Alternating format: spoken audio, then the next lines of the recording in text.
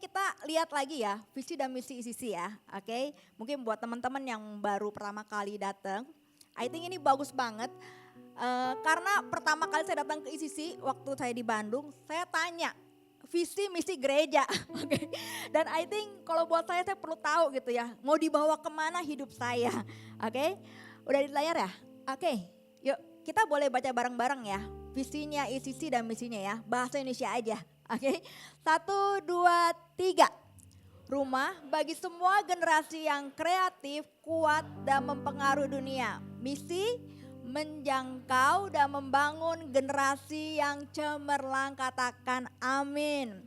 So kalau kita melihat visi dan misinya ICC, kita bisa tahu bahwa Kanala, Kak Victor itu pengen banget setiap kita itu menjadi jemaat yang kreatif, yang kuat dan mempengaruhi dunia.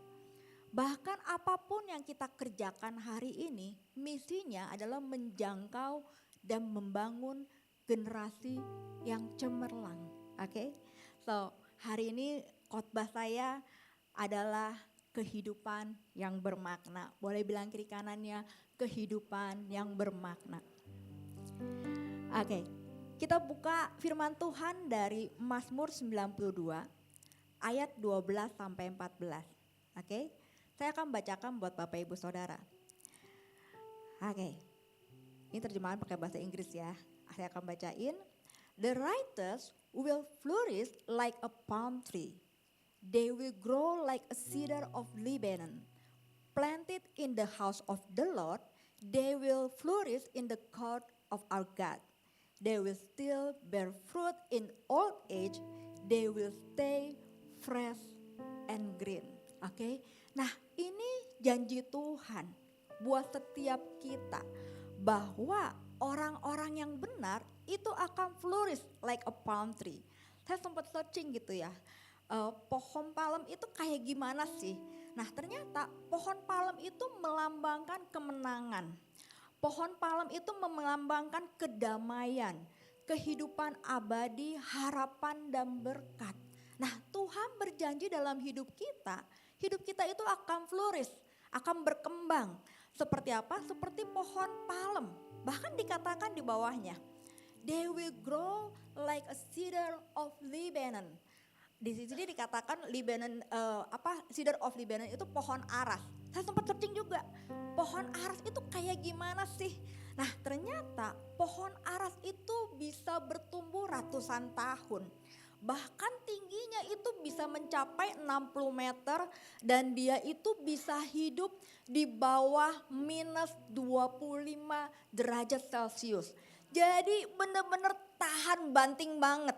Dan pohon aras ini batangnya itu dipakai untuk membuat kapal perang. Kebayang nggak? Waktu zaman dulu orang-orang Fenisia itu pakai pohon ini untuk bikin kapal perang supaya nggak gampang hancur kapal perang di laut ya, nggak gampang bocor, nggak gampang tenggelam.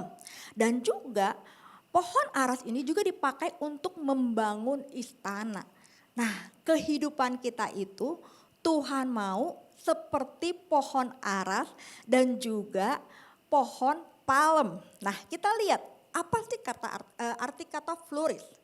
Nah flourish itu artinya grow or develop successfully. Nah menurut Merriam-Webster itu dikatakan kata flourish itu memiliki arti sebagai mencapai kesuksesan, makmur dalam keadaan aktif, produksi atau produktif ya mungkin ya, mencapai puncak perkembangan atau punya pengaruh, punya makna hidupnya. Dan saya percaya bahwa Tuhan mau kita produktif, Tuhan mau kita bertumbuh, Tuhan mau kita berproses dan punya pengaruh dan punya kehidupan yang bermakna. Amin ya. Nah gimana caranya supaya kita punya kehidupan yang bermakna? Tadi dibilang di Mazmur 92 ayat 12-14 dibilang gini. The righteous will flourish like a palm tree. They will grow like a cedar of Lebanon. Planted in the house of the Lord, they will flourish in the court of our God.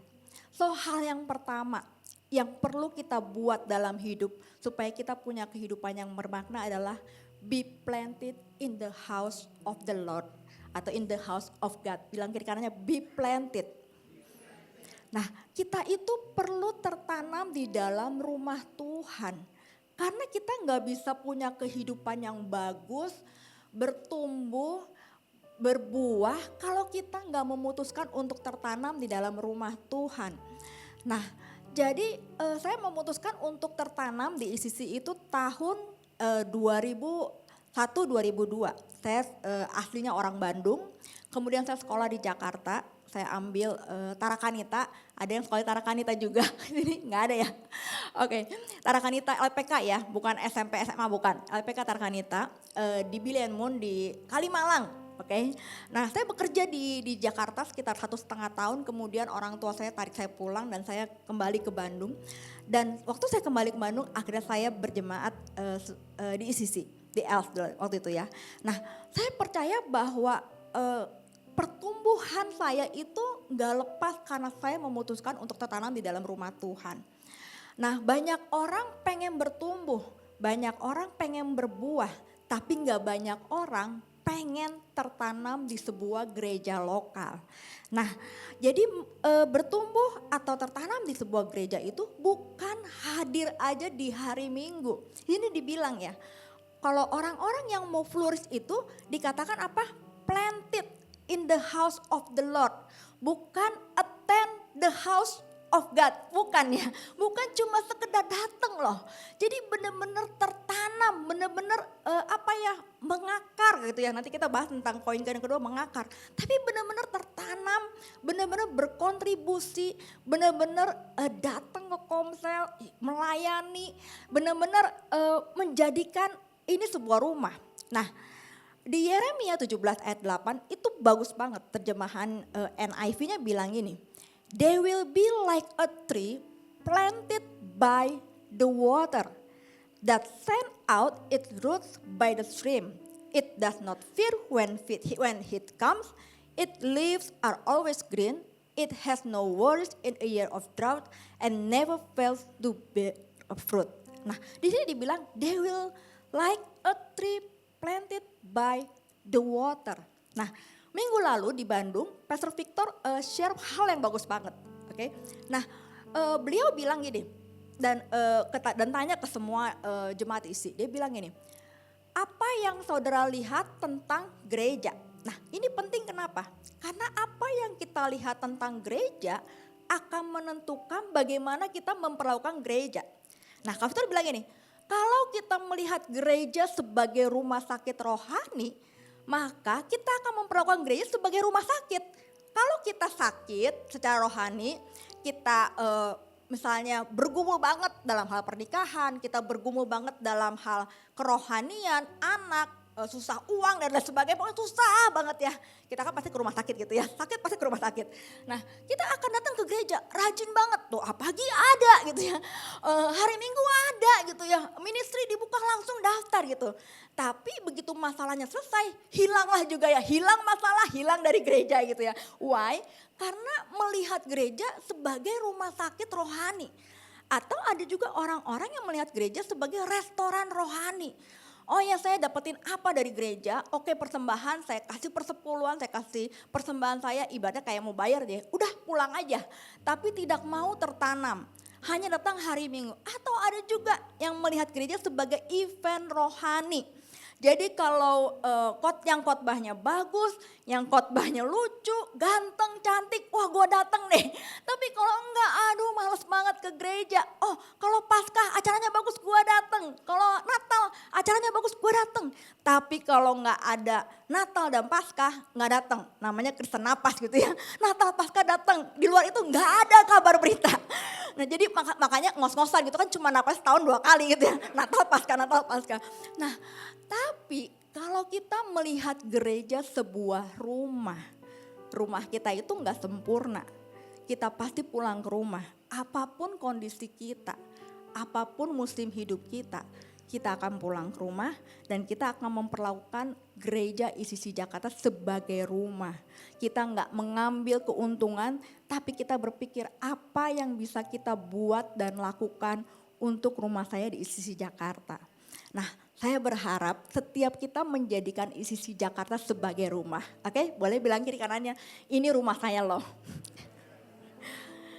Oke, ini mukanya kurang yakin ya, kayaknya harus diulang lagi. Ini rumah saya loh, beneran. Ini harus di video nih kayaknya ke Pastor Ciani. Enggak. Oke, nah dari sejak tahun 2001-2002 itu saya tertanam dan saya dibapaknya sama Pastor Victor. Oke, mungkin ada fotonya ya. Saya tertanam. Nah ini fotonya masih muda banget ya, sekarang juga masih muda lah ya, masih cantik lah, nggak perlu botox apa sih. Oke, ini saya dan Bapak Rohani saya dan saya juga mulai, di situ saya mulai belajar di tahun 2001-2002 untuk membapai. Oke, hari ini saya udah membapai banyak orang juga ya, dan ini anak rohani pertama saya ada Marina, ada Indria juga, mungkin itu Indria itu benar ya Indria Maria Sanger dan suaminya itu belum jadi suami George dan itu Komsel. Nah jadi di sini saya mulai belajar dari mulai jadi member Komsel, kemudian jadi home leader, jadi sound leader, jadi bapak rohani, belajar memimpin orang, pernah juga salah, kayaknya kenapa saya keluarin Marina sama Indria, kayaknya itu I think 2 anak rohani saya yang di awal dan 2 anak rohani yang mungkin sampai hari ini saya pernah marah besar sama mereka. Tapi mereka masih ada di dalam rumah Tuhan. Nah tapi why saya pengen kasih lihat sama saudara, bahwa melayani atau tertanam di sebuah gereja itu nggak lepas dari yang namanya konflik. Nggak lepas dari namanya ketidaktujuan. Tapi waktu kita memutuskan untuk tertanam dan tidak pindah waktu kita mengalami konflik, itu menguntungkan kita. Itu membuat setiap kita itu belajar menyelesaikan konflik dan juga belajar untuk bertumbuh dewasa di dalam Tuhan. Nah, saya mau bilang untuk kita bertumbuh, kita perlu lingkungan atau environment yang mendukung pertumbuhan kita. Dan waktu kita bertumbuh di gereja lokal, kita itu pasti akan mengalami pruning, pemangkasan. Dipangkas hatinya gitu ya, dipangkas kesabarannya, dipangkas mungkin kasihnya supaya lebih besar. Tapi itu bagus banget dan itu akan membuat setiap kita dewasa dan akhirnya punya kehidupan yang bermakna, katakan amin. Yang kedua, Yeremia 17 ayat 8 dibilang gini, that sends out its roots by the stream. Itu yang kedua, untuk kita punya kehidupan yang bermakna, kita perlu be rooted in the word of God. Berakar di dalam firman Tuhan. Bilang kiri kanannya, berakar di dalam firman Tuhan. Nah, sama halnya sebuah pohon. Pohon itu bisa bertumbuh, bermakna, menghasilkan buah kalau dia punya akar yang kuat. Bahkan kekuatan akar itu akan menentukan kekuatan dan pertumbuhan sebuah pohon. Nah, ada 3 hal kebenaran tentang akar. Yang pertama, roots are unseen. Akar itu gak kelihatan. Tapi bukan berarti yang gak kelihatan itu gak penting. Seringkali kita fokus sama yang kelihatan. Kita fokus lihat orang yang kelihatan. Tapi tahukah bahwa yang fundamental yang menjadi dasar itu sesuatu yang gak terlihat. Nah akar itu gak kelihatan. Artinya untuk kita berakar di dalam Tuhan kita perlu mau intentionally membangun hal-hal yang gak kelihatan, yang gak dilihat orang, yang mungkin gak famous. Apa misalnya doa pagi sendirian di kamar sebelum doa pagi kesini ya. Kita perlu membangun sama Tuhan jam doa kita, jam puasa kita atau hari-hari puasa kita. Jangan puasa hanya karena ada event atau kepepet. Atau karena mungkin udah harus puasa, udah gak tahu lagi cari siapa lagi. Jangan, tapi kita perlu membangun hal-hal yang gak terlihat. Persekutuan kita dengan Tuhan, doa pagi, baca firman. Karena ini akan menentukan kekuatan yang kita punya untuk menghadapi tahun depan. Katakan amin. Yang kedua, roots are for storage atau tempat penyimpanan. Nah akar itu penting. Dia itu menyimpan makanan buat tanaman yang tanaman itu perlukan untuk bisa terus tumbuh. Nah, kita perlu makanan rohani, perlu punya banyak simpanan makanan rohani. Jangan kita datang ke gereja kalau kita lagi pengen. Kalau nggak kepengen, lagi biasa aja nggak mau datang ke gereja, nggak semangat datang ke gereja. Nah, kita perlu ke gereja apapun perasaan kita, apapun kondisi kita hari ini. Karena kita perlu menyimpan firman Tuhan. Kebayang nggak kalau kita ke gereja hanya pas mau aja? Kayaknya storage-nya nggak banyak tuh. Nah, begitu kita lagi ada di bawah, lagi struggle, lagi mengalami musim yang nggak bagus dalam hidup, kita nggak punya banyak makanan rohani. Hidup kita hancur, why? Karena kita nggak berakar di dalam firman Tuhan. Kadang-kadang firman Tuhan hari ini mungkin kayaknya saya belum perlu deh, kayaknya hidup saya lagi bagus, saya nggak perlu.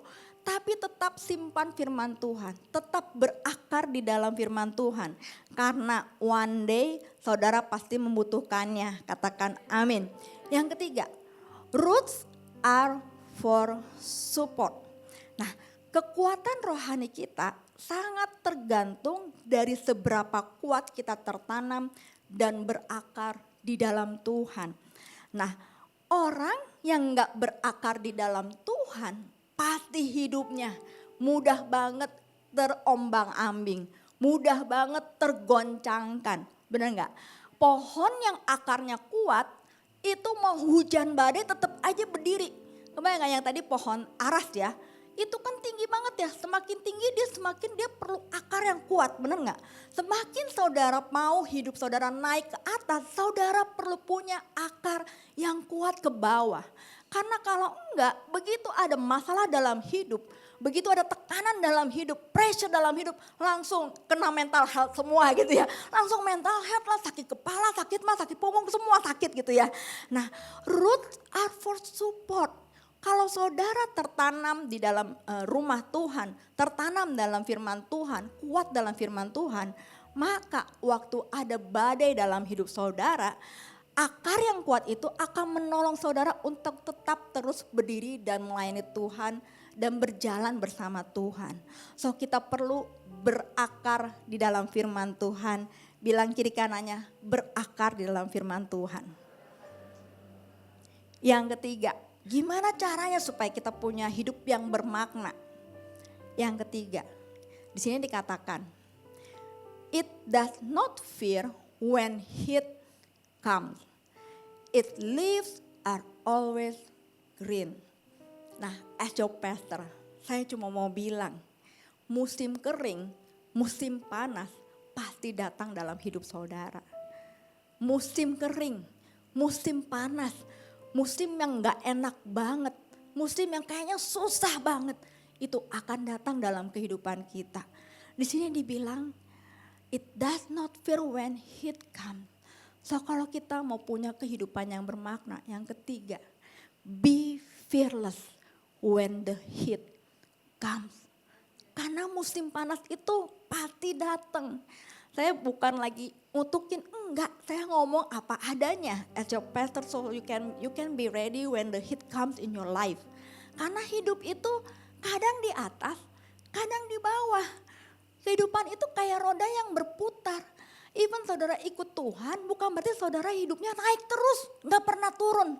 Coba kalau ada yang naik terus, gak pernah turun, doanya dijawab Tuhan. Kaya terus, gak pernah sakit, sehat terus. Apa ya, gak pernah ditolak sama pacar, bukan sama pacar ya, sama perempuan gitu ya. Sama gebetan gak pernah ditolak, boleh deh gantian khotbah di depan sini gitu ya. Karena yang namanya orang, manusia, kita akan mengalami naik dan juga turun. Even kita ikut Tuhan, gak selalu naik terus, ada masa turunnya. Tapi Tuhan tuh janji bahwa waktu kita ada di bawah, Tuhan gak tinggalin kita. Waktu kita di bawah, kita gak akan dibiarin tergeletak. Itu bedanya ikut Tuhan dan gak ikut Tuhan. Bukan berarti gini, kalau kita ikut Tuhan, ada hujan, tiba-tiba saudara keluar nggak pakai payung, tiba-tiba nggak hujan aja gitu. Kayak gitu nggak sih? Maksudnya yang lain hujan gitu ya. Tapi kan saudara anak Tuhan, jadi ada lingkaran gitu, nggak kehujanan. Kayak gitu nggak? Kan enggak ya. Waktu hujan, mau saudara anak Tuhan, bukan anak Tuhan, rajin doa pagi, nggak rajin doa pagi, full time bukan full time, pasti kehujanan dan butuh payung. So artinya apa? Semua musim panas, musim hujan dalam musim hidup kita itu bisa terjadi dengan semua orang dan juga termasuk anak Tuhan. Tapi Tuhan gak pernah tinggalkan anak-anaknya. Nah, saya punya satu quote yang I think ini kekuatan banget buat saya hari-hari ini gitu ya. Bahkan waktu hidup saya ada di musim kering dan lembah kematian. Quote-nya berbunyi gini, sometimes we cannot choose the battle. The battle chooses us. Gitu ya. Kadang-kadang kita nggak bisa memilih peperangan apa yang mau kita jalanin. Kadang-kadang peperangan itu yang memilih kita. Ada begitu banyak saya kenal orang udah hidupnya kayaknya teratur banget. Makanan dijaga, cinta Tuhan kok tetap ya mengalami sakit. Dan sakitnya yang berat banget, yang kayaknya perlu mujizat buat sembuh. Ada orang yang ikut Tuhan, melayani banget. Pernikahannya bagus, kok bisa ya? Pasangannya dipanggil Tuhan pulang duluan gitu ya. Ada pasangan, saya baru kemarin konseling. Udah menikah 8 tahun, cinta Tuhan, jaga kekudusan. Hari ini pengen punya anak udah 8 tahun. Belum juga dikasih keturunan, udah berkali-kali bayi tabung, gagal lagi dan gagal lagi. Kita nggak pernah tahu peperangan apa yang masuk dalam hidup kita. Nggak selalu kita bisa memilih peperangan yang mau kita jalanin. Kadang-kadang peperangan itulah the battle chooses us. Nah, tapi saya belajar waktu kita ada di musim yang kering, musim atau lembah kematian, atau musim yang sangat sulit, saya belajar bahwa kita ini manusia. Dia Tuhan, kita manusia. Dia Tuhan yang berdaulat. Dia Tuhan yang bisa bilang hari ini ada ya ada, hari ini gak ada ya gak ada. Hari ini selesai ya selesai, dia Tuhan. Dan saya belajar bahwa semua yang kita punya di dunia ini bisa hilang anytime. Gak ada yang kekal, cuma Tuhan yang kekal, cuma Tuhan yang tidak tergoncangkan oleh apapun. Dan di musim ini orang-orang yang sudah melewati panasnya api gitu akan bisa bilang bahwa belajar untuk kerendahan hati, belajar untuk humble, belajar untuk bersyukur, dan yang penting belajar banget buat bergantung sama Tuhan. Dan kita tahu banget waktu kita melewati masa-masa yang sulit, kita tahu banget bahwa semua yang kita punya itu gak kekal. That's why kita perlu membangun kingdom of God. That's why kita perlu memperjuangkan hal yang kekal. Nah, saya punya teman deket banget ya. Bahkan tadi malam saya nginep di rumahnya dia. Jadi suami saya, almarhum suami saya dan saya itu deket banget sama pasangan ini. Kita udah berteman mungkin 15 tahun lebih lah. Nah, singkat cerita hidup dia baik-baik aja, diberkati Tuhan banget, posisi bagus banget, uangnya banyak banget lah 2 tahun terakhir ini. But tahun ini dia mengalami hal yang gak mudah. Jadi dia baru aja beli jet ski karena dia senang banget main jet ski gitu ya, orang Jakarta. Tapi di tahun ini pulang dari jet ski ternyata dia mengalami pendarahan dan singkat cerita didiagnosa dokter dia cancer. Nah waktu dokter bilang cancer dia harus operasi dan akhirnya dibawa ke Pineng yang tadinya harus lambungnya harus diambil 2/3. Hamin satu saya video call sama dia dan istrinya dan aduh Len ternyata lambung gue gak 2/3 yang diambil. Itu cuma dilebihin sedikit karena ada tumornya di lambung harus diambil semua. Kita berdoa kemarin minta mujizat ya, kayaknya Tuhan ngomongnya lain dia bilang gitu. Terus saya bilang ya udahlah kita berdoa, ya mungkin mujizatnya lu akan hidup tanpa lambung gitu ya. Dan akhirnya berdoa. Berdoa, singkat cerita akhirnya operasi selesai. Setelah operasi biasanya dicek lagi ya, apakah ada jaringan kanker di sekitarnya. Ternyata ada. Jadi setelah operasi dia harus jalani kemo. Hari ini udah selesai kemonya 8 kali kemoterapi. Dan kemarin dia share di sisi Bandung di bisnis. Dan ada satu quote yang dia sering banget ngomong. Dan hari ini kemarin dia masih ngomong. Dia selalu ngomong sama saya dari 10 tahun yang lalu. Len, don't fall in love with the result. Fall in love with the process. Wah, itu berat banget. Tapi saya bilang, aduh bro, lu kenapa ngomong gitu? Jadi lu sekarang ngejalaninnya, kita ketawa-ketawa tadi malam ya. But saya bilang, saya sama dia, sama istrinya sampai malam tadi ngobrol. Dan kita belajar bahwa iya ya, yang namanya hidup itu kita nggak tahu loh. Tapi momen-momen yang gak mudah dalam hidup membuat kita lebih menghargai kehidupan. Lebih menghargai keluarga, lebih menghargai teman-teman, lebih menghargai hal-hal yang mungkin kalau kita baik-baik aja, ya lewat aja. Kita take it for granted. Tapi begitu kita masuk ke musim ini, kita benar-benar menghargai bahwa semua hanya kemurahan Tuhan. Dan kita belajar bahwa menghargai proses. Jangan jatuh cinta sama resultnya aja. Tapi fall in love with the process. Oke? Nah yang terakhir. Yang terakhir dibilang gini. It has no worries in a year of drought. And never fails to bear fruit.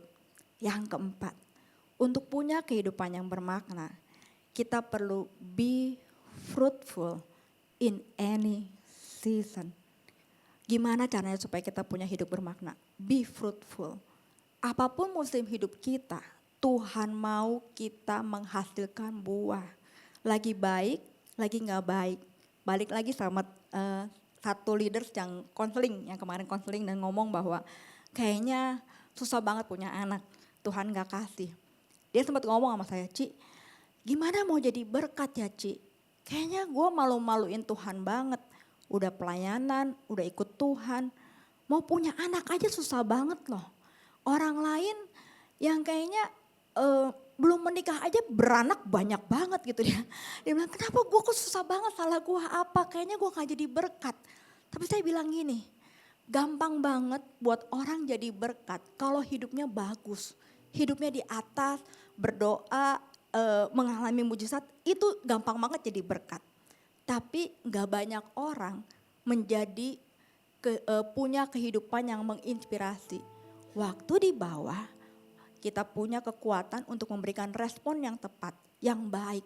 Mau lagi di bawah, mau lagi gak bagus hidup, tetap melayani Tuhan dengan luar biasa. Tetap mengasihi Tuhan dengan luar biasa.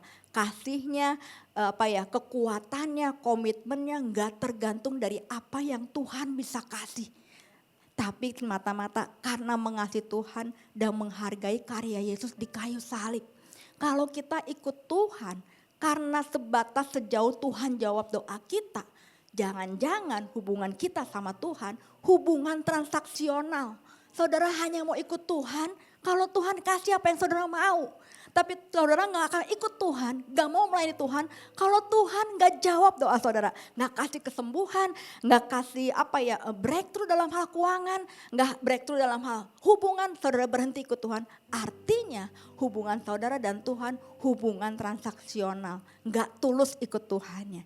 Tapi mari kita tetap menghasilkan buah. Karena kita mau hubungan yang kita punya adalah hubungan yang tulus. Nah, saya mau cerita sedikit ngelanjutin dari yang poin pertama. Nah, apa yang terjadi sama anak-anak rohani saya yang sempat dimarahin sama saya ya. Bahkan dimarahinnya lumayan kenceng lah sampai hari ini kalau ngomongin suka ketawain saya gitu ya. Lu dulu pernah marahin gua kenceng banget. Lu dulu pernah sempet pukul meja. Oh masa ya aku ya pukul meja waktu marah banget.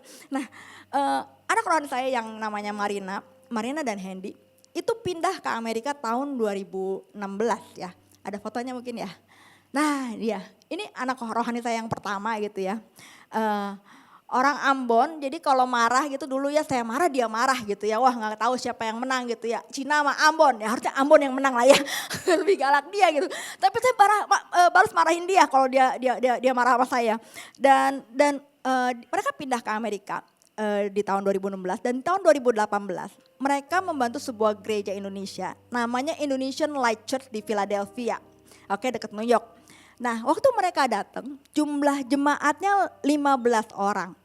Dan hari ini waktu mereka membapai, mereka mulai komsel, namanya memang bukan ICC. Tapi kalau saudara datang ke sana ke gerejanya ICC banget gitu ya. Nah, jumlah kader mereka hari ini sudah ada di angka 100 orang. Katakan wow, boleh kasih tepuk tangan enggak buat Tuhan.